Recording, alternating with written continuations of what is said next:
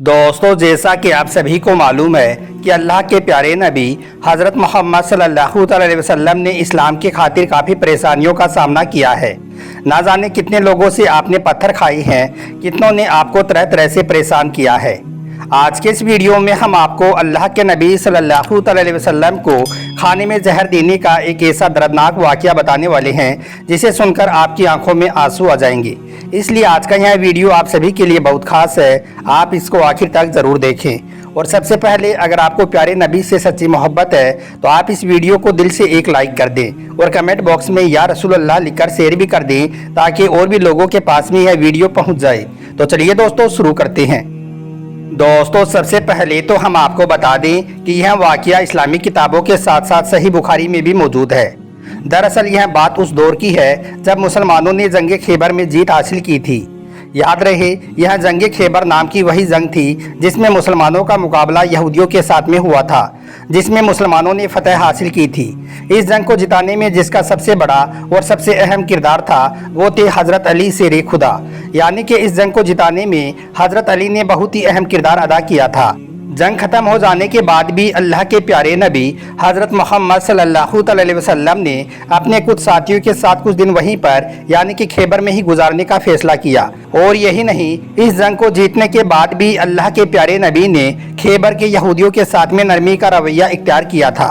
और जो यहूदी वहाँ पर अमन के साथ में रहना चाहते थे उनको जंग जीतने के बाद भी खैबर के इलाके में रहने की इजाज़त दी। इसलिए बहुत से यहूदी खैबर में ही रहने लगे थे। दोस्तों, उन्हीं यहूदियों में एक यहूदी औरत भी थी जिसका नाम ज़ैनब बिन्ते हारिस था। वो सलाम बिन मिस्कान की बीवी थी। वो एक मर्तबा नबी पाक सल्लल्लाहु अलैहि वसल्लम की खिदमत में हाजिर हुई और आपकी दावत करने की ख्वाहिश जाहिर की। यह सुनकर अल्लाह के प्यारे नबी ने उस औरत की दावत को बड़ी ही खुशी के साथ में कबूल किया। उसके बाद वो औरत आपके पसंदीदा खाने के बारे में भी पूछने लगी। इसलिए फिर अल्लाह के प्यारे नबी ने उस औरत को अपने पसंदीदा खाने के बारे में भी बता दिया। उसके बाद वो औरत आपको दावत के लिए बोलकर अपने घर चली गई। फिर आप अपने चंद साथियों के साथ में उस औरत के घर दावत खाने के लिए पहुंच गई। दोस्तों, मगर हम आपको बता दें कि जिस औरत ने आप सल्लल्लाहु अलैहि वसल्लम की दावत की थी वो औरत अंदरूनी तौर पर मुसलमानों की दुश्मनी में जल रही थी। यानी कि वो अल्लाह के प्यारे नबी और मुसलमानों की बहुत बड़ी दुश्मन थी। वो यहूदियों के बड़े बड़े सरदारों से मिली हुई थी। इसलिए इसने उनके कहने पर खाने में जहर मिला दिया था। यानी कि इसने दावत में खाने के तौर पर पेश किए जाने वाली बकरी के गोश्त में जहर मिला दिया था। दरअसल यह जहर बकरी की रान के गोश्त में मिलाया गया था, क्योंकि जब दावत से पहले इस औरत ने अल्लाह के प्यारे नबी से अपने पसंदीदा खाने के बारे में पूछा था तो उस वक्त आप सल्लल्लाहु अलैहि वसल्लम ने उसको बकरी की रान का गोश्त बताया था। खैर, अब उस यहूदी औरत के घर में अल्लाह के प्यारे नबी अपने चंद साथियों के साथ में दस्तरखान पर बैठे हुए थे। इतने में उस औरत ने वो जहर मिला हुआ गोश्त आपके सामने पेश किया। हम आपको बता दें कि सहाबाई किराम रज़ी अल्लाह तआला अन्हों की ये आदत थी कि जब तक अल्लाह के प्यारे नबी पहला लुक़मा नहीं खा लेते थे तब तक सहाबाई किराम खाना शुरू नहीं करते थे। इसलिए जब आपके सामने खाने के तौर पर गोश्त पेश किया गया तो सहाबाई किराम इस इंतज़ार में थे कि जब तक हमारे प्यारे नबी पहला लुक़मा नहीं खा लेते हैं तब तक वो खाना नहीं खाएंगी। उसके बाद अल्लाह के प्यारे नबी सल्लल्लाहु अलैहि वसल्लम ने अपना पहला लुक़मा उठाया और जैसे ही वो आपके होठ मुबारक के पास गया, बल्कि मुंह में थोड़ा सा आगे गया, तो फ़ौरन ही उस लुक़मे से आवाज़ आई, ए अल्लाह के प्यारे नबी, मुझे मत खाना क्योंकि मेरे अंदर जहर मिला हुआ है। ए अल्लाह के नबी, इस खाने को मत खाना।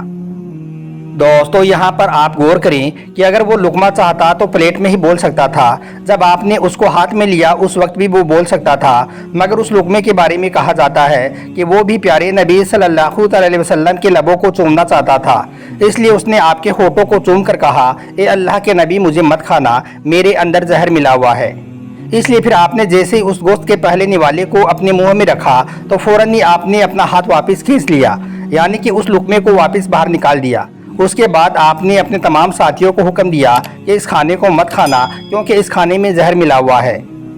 यह सुनकर वो सारे लोग हैरान रह गए और पूछने लगे, या रसूल अल्लाह, यह बात आपको कैसे पता चली? तो आपने फरमाया कि इस गोश्त की बोटी ने मुझे यह बताया है। यह बात जब उस औरत ने सुनी तो वो भी शर्म से पानी पानी हो गई और अल्लाह के प्यारे नबी सल्लल्लाहु अलैहि वसल्लम का यह मोजिज़ा देखकर वो औरत फ़ौरन आपकी मुरीद हो गई और फिर गिड़गिड़ाकर माफ़ी मांगने लगी। उसके बाद फ़ौरन ही उस यहूदी औरत ने कलमा पढ़ा और वहीं पर वो मुसलमान हो गई। اس کے بعد جب ان یہودیوں سے اس کے بارے میں سوال کیا گیا تو انہوں نے نہ صرف اپنا جرم قبول کیا بلکہ یہ بھی کہا کہ ہم نے آپ کے ساتھ میں ایسا اس لیے کیا تھا تاکہ اگر آپ واقعی میں ایک سچے نبی ہوں گی تو آپ کے اوپر اس زہر کا کوئی بھی اثر نہیں ہوگا، اور اگر آپ ایک سچے نبی نہیں ہوں گی تو ہم کو آپ سے ہمیشہ ہمیشہ کے لیے چھٹکارا مل جائے گا۔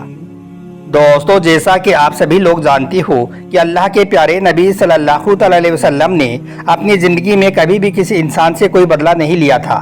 آپ پر اتنے زیادہ ظلم و ستم کیے گئی تھی، آپ کو ہر طرح سے ستایا گیا تھا، لیکن پھر بھی آپ نے کبھی کسی کا برا نہیں چاہا۔ یہی وجہ تھی کہ آپ نے ان سارے یہودیوں کو بھی معاف کر دیا تھا۔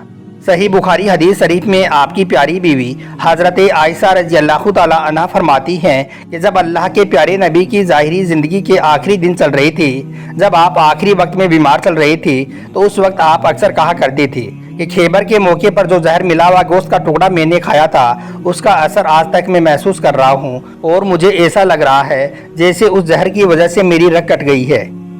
دوستو، ہم آپ کو بتا دیں کہ جو یہودی میدان میں آپ سے مقابلہ نہ کر سکتے تھے اور جو مسلمانوں سے خیبر کی جنگ ہار چکے تھی، وہ خیبر کی ہار بدلہ لینا چاہتے تھے۔ اس وجہ سے اس سازش کے تحت وہ کھانے میں زہر ملا کر آپ صلی اللہ علیہ وسلم کو شہید کرنا چاہتے تھے۔ اس لیے انہوں نے زینب بنت حارث کے ساتھ میں مل کر یہ سازش رچی اور اس کی مدد سے کھانے میں زہر ملا کر آپ کے سامنے پیش کیا گیا۔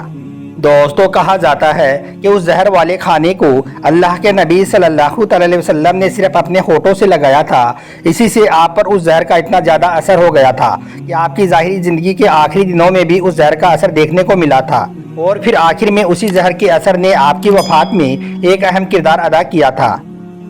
مگر کچھ اینٹی مسلم لوگ ہیں جو یہ کہتے ہیں کہ محمد صلی اللہ علیہ وسلم کی اس زہر کی وجہ سے بڑی دردناک موت ہوئی، اور یہی نہیں، اس واقعے کے ذریعے سے ایسے لوگ اللہ کے نبی کے اوپر یہ بھی دعویٰ کرتے ہیں کہ معاذ اللہ وہ جھوٹے نبی تھی، کیونکہ اگر وہ ایک سچے نبی ہوتی تو ان کے اوپر کسی زہر کا کوئی اثر نہیں ہوتا۔